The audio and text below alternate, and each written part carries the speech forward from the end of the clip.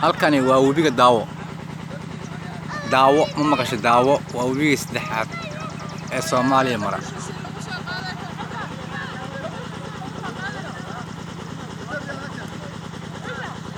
webigu aad u biyar yahay dadku way dhex taagtaagan yihiin saakay toole waxaan soo fiiriyay webiga daawo oo aanan qarka ka istaagin saan u imid ayaan hadda soo dhex istaagay cagahana biyaha ma gelinin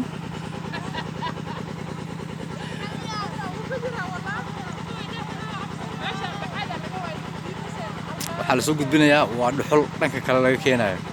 caadi ah loo soo dhex lugeynayo webiga biyihiisu waa eber ay ka dhigan tahay macnaha